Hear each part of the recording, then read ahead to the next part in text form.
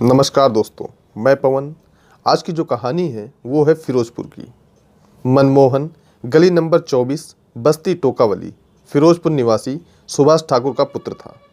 मनमोहन की शादी 4 साल पहले B156 गली नंबर 3 जनता कॉलोनी जालंधर में रहने वाले चानन सिंह राजपूत की बेटी पूजा के साथ हुई थी। दोनों राजपूत परिवार से थे।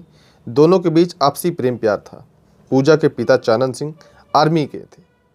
उनकी 2 ही संतानें थीं, बेटा विनोद और बेटी पूजा। दोनों ही शादीशुदा थे और अपने अपने परिवारों के साथ खुश थे। पूजा की शादी चानन सिंह ने 4 साल पहले मनमोहन के साथ की थी। पूजा BA पास और अच्छे संस्कारों वाली समझदार लड़की थी। ससुराल आकर उसने पति ही नहीं बल्कि सबका मन मोह लिया था। मनमोहन ने MBA कर रखा था। कोई अच्छी सरकारी नौकरी न मिलने के कारण वह हिंदुस्तान हाइड्रोलिक कंपनी में नौकरी कर रहा था। मनमोहन की मां के निधन के बाद वह और उसके पिता जब काम पर चले जाते थे तो पूजा दिन भर घर में अकेली रहती थी।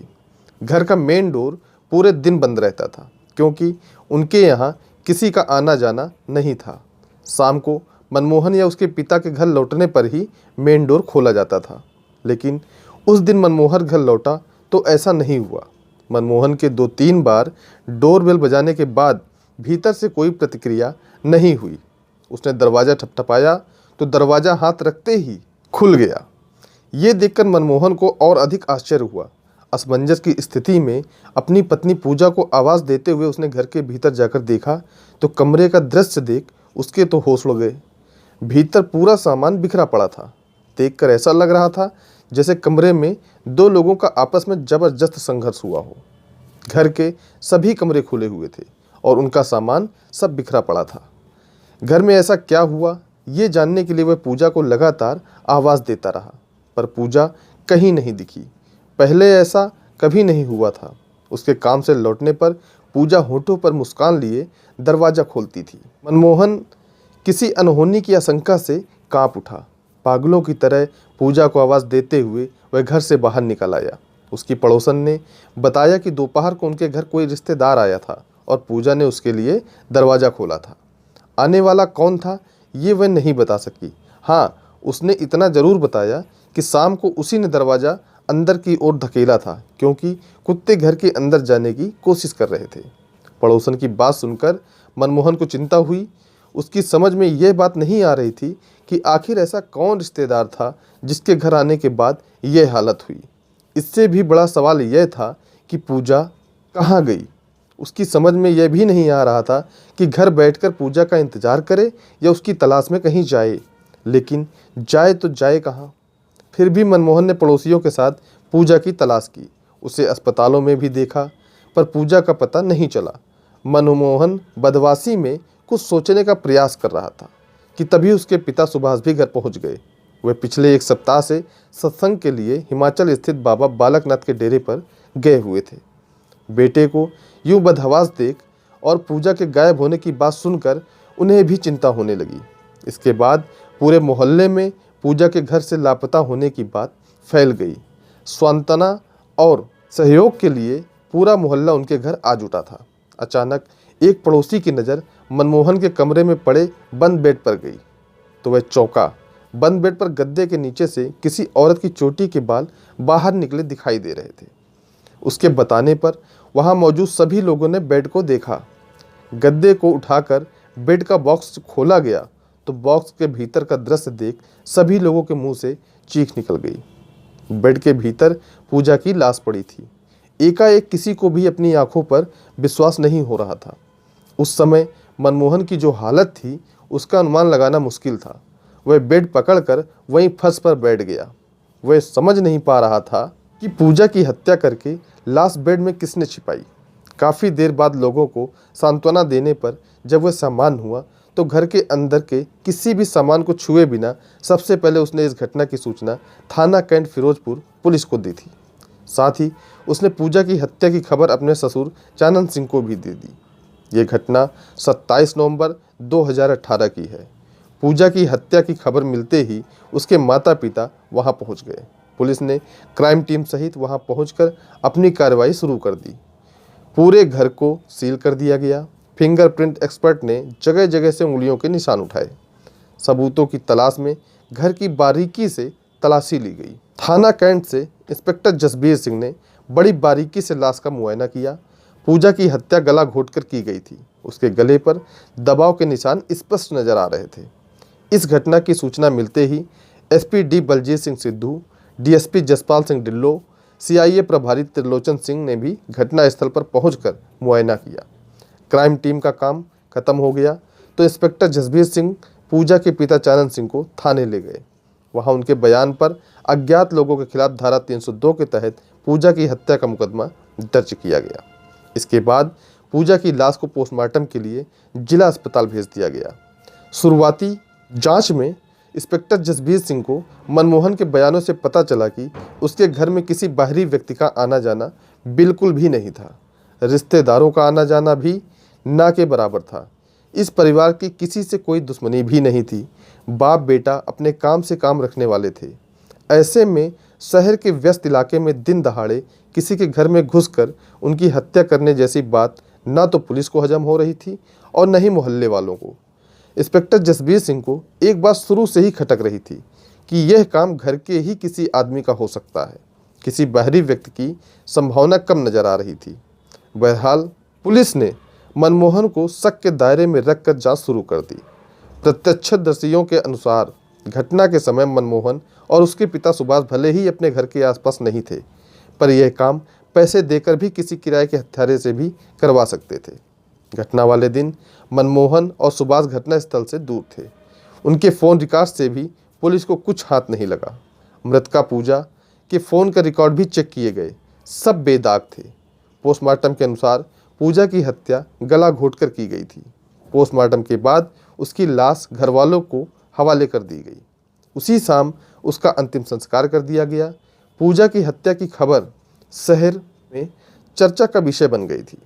एसपी साहब खुद पल पल की रिपोर्ट ले रहे थे, लेकिन अभी तक पुलिस के हाथ खाली थे। पूजा का पति मनमोहन शुरू से ही शक के दायरे में था, इसलिए पुलिस ने मनमोहन और उसके पिता से कई बार अलग अलग घुमा फिरा कर पूछताछ की, लेकिन वे लोग निर्दोष लग रहे थे। पूजा के पति पर शक करने की वजह यह थी कि पूजा संतानहीन थी। शादी के 4 साल बाद भी उसकी गोद नहीं भरी थी। पुलिस सोच रही थी कि कहीं संतानहीन पत्नी से पीछा छुड़ाने के लिए मनमोहन ने ही तो पूजा की हत्या नहीं करा दी है। पुलिस ने मनमोहन के अलावा उसके खास दोस्तों और करीबी रिश्तेदारों से भी पूछताछ की, लेकिन कोई नतीजा नहीं निकला। इस केस पर जिले के स्पेशल स्टाफ के अलावा और भी कई टीमें काम कर रही थीं। पुलिस के मुखबिर इस मामले में कोई खास जानकारी नहीं जुटा पाए थे। इंस्पेक्टर जसबीर सिंह ने इस मामले को लूटपाट के नज़रिए से भी देखा और इलाके के छोटे बड़े सभी हिस्ट्री सीटरों से लेकर चोरों, जेब तराशों और उठाई गिरों को भी राउंड अप किया, लेकिन नतीजा कुछ भी नहीं निकला। पूजा की हत्या हुए 1 महीने से ऊपर का वक्त गुजर चुका था। धीरे धीरे ये केस ठंडे बस्ते की ओर बढ़ने लगा था। हालांकि इंस्पेक्टर जसबीर सिंह ने अभी उम्मीद का दामन नहीं छोड़ा था। ये अलग बात है कि उनके तमाम प्रयासों के बाद भी कोई ऐसा सूत्र हाथ नहीं लगा था जिससे इस मामले की कोई भी कड़ी जुड़ती नजर आती। लोग भी धीरे धीरे इस घटना को भूलने लगे थे। 2 महीने से भी ज़्यादा का वक्त गुजर चुका था। तभी एक दिन एक ऐसा सूत्र खुद सामने चलकर आया कि जसबीर सिंह की आंखें खुल गईं। इस सूत्र ने इस केस को एक नई दिशा दे दी थी। इस घटना के लगभग 2 महीने बाद मनमोहन घर की अलमारी के लॉकर में कोई ज़रूरी कागजात ढूंढ रहा था। तभी अचानक उसे झटका सा लगा। अलमारी के लॉकर में रखे कीमती जेवरात गायब थे। मनमोहन ने इस बात की खबर इंस्पेक्टर जसबीर सिंह को दी। जेवरात कैसे गायब हुए यह तो वह ठीक से नहीं बता पाया, पर यह बात उसने दावे के साथ कही कि जेवरात पूजा की हत्या से पहले ही गायब हुए थे, क्योंकि उसके और पूजा के अतिरिक्त जेवरातों की जानकारी किसी को नहीं थी। पूजा के मरने के बाद जेवरात अपने साथ नहीं ले जा सकती थी। जाहिर है उसके सामने या उसकी हत्या के बाद ही जेवरात गायब हुए होंगे। यह भी संभव था कि इन्हीं जेवरातों की वजह से पूजा की हत्या की गई हो। यह जबरदस्त पॉइंट इंस्पेक्टर जसबीर सिंह के सामने था। उन्होंने अपनी जांच का दायरा बदलते हुए शहर के सुनारों, खासकर उन सुनारों की तरफ मोड़ दिया जो चोरी का माल खरीदते थे। इंस्पेक्टर जसबीर सिंह ने उन्हें मनमोहन के घर से गायब सामान की लिस्ट देते हुए सख्त चेतावनी दी कि अगर कोई चोर चोरी का सामान बेचने आए तो उन्हें खबर दें। और फिर एक दिन पुलिस की मेहनत रंग लाई। 20 फरवरी 2019 को शहर के एक सुनार ने फ़ोन द्वारा इंस्पेक्टर जसबीर सिंह को सूचना दी कि अजय पटियाल नाम का एक व्यक्ति उसकी दुकान पर मनमोहन के घर से चोरी हुए गहनों से मिलते जुलते गहने बेचने आया है। इस सूचना पर इंस्पेक्टर जसबीर सिंह, एसआई जसपाल सिंह, बलविंदर सिंह, हवलदार गुरतेज सिंह और जसबीर सिंह के साथ सुनार की दुकान पर पहुंचे। अजय को देखकर सभी चौंके। अजय मनमोहन का ही रिश्तेदार था। वह वीरनगर गली नंबर 1 निवासी उसके मामा का बेटा था। मजे की बात यह थी कि इंस्पेक्टर जसबीर सिंह शक के आधार पर उसे 3 बार पूछताछ के लिए थाने बुला चुके थे, लेकिन ठोस सबूतों के अभाव में उसे छोड़ना पड़ा था। बहरहाल गहनों सहित अजय को गिरफ्तार कर थाने ले गए। पूछने पर अजय ने बताया कि गहने उसके अपने हैं। फिर बताया कि गहने उसके किसी दोस्त के हैं और उसने अपने बीमार मां का इलाज करवाने के लिए उसे बेचने के लिए दिए हैं। अजय से बरामद गहने पूरे नहीं थे, इसलिए इंस्पेक्टर जसबीर ने अजय को अदालत में पेश कर उसको 2 दिन कर रिमांड ले लिया। रिमांड के दौरान अजय से बाकी गहने भी बरामद कर लिए गए जो उसने अपने घर में छिपा कर रखे थे। दरअसल अजय नशे का आदी था। पूजा की हत्या उसने नशे की पूर्ति के लिए की थी। इसे इत्तेफाक समझा जाए या कुछ और कि घटना वाले दिन वह पूजा की हत्या के इरादे से मनमोहन के घर नहीं गया था। अजय के नशेड़ी होने की वजह से कोई रिश्ता नहीं था, लेकिन मनमोहन अपने काम पर जा चुका था। पूजा घर में अकेली थी। पूजा ने अजय को इज्जत से बिठाया और उसके लिए चाय बनाने रसोई घर में चली गई, क्योंकि अजय रिश्ते में मनमोहन का मामा का बेटा था। चाय पानी के लिए पूछना उसका फर्ज था। जिस समय अजय मनमोहन के घर आया था उस समय पूजा अलमारी खोलकर उसमें कुछ सामान रख रही थी। अजय के आ जाने की वजह से वह अलमारी खुली छोड़कर चाय बनाने चली गई। अचानक अजय की नज़र खुली अलमारी पर पड़ी तो वह यह सोचकर अलमारी की ओर चला गया कि संभव है इसमें रखे कुछ रुपए उसके हाथ लग जाएंगे, लेकिन अलमारी में रखे जेवर देखकर उसकी आंखें चमक उठी। गहने देखकर उसे लगा जैसे उसकी कई दिनों की नशापूर्ति का इंतजाम हो गया हो। उसने अलमारी में रखे सारे गहने उठा लिए। तभी पूजा ने चाय लेकर कमरे में प्रवेश किया। अजय को गहने चोरी करते देख वो भौचक्की रह गई। हैरान होकर उसने अजय के हाथों में गहने छीनने की कोशिश करते हुए कहा, भैया जी ये आप क्या कर रहे हैं? अजय के सिर पर तो नशे का भूत सवार था, सो उसने पूजा को एक ओर धकेलते हुए घर से भाग जाने की कोशिश की, पर पूजा ने उसका रास्ता रोक लिया। वह किसी भी कीमत पर अजय को वहां से गहने लेकर नहीं जाने देना चाहती थी। पूजा द्वारा विरोध करने पर अजय को ऐसा लगा जैसे वह उसकी दुनिया छीन लेना चाहती हो। इसी छीना झपटी में अजय ने पूजा का गला दबाकर उसे मौत के घाट उतार दिया। पूजा की हत्या करने के बाद अजय घबरा गया। उसने पूजा की लाश को एक सूटकेस में भरा और सूटकेस बेड में रखकर वहां से चुपचाप निकल आया। कार्रवाई और पूछताछ के बाद पुलिस ने 22 फरवरी 2019 को अजय को अदालत में पेश किया, जहां से अदालत के आदेश पर उसे जिला जेल भेज दिया गया।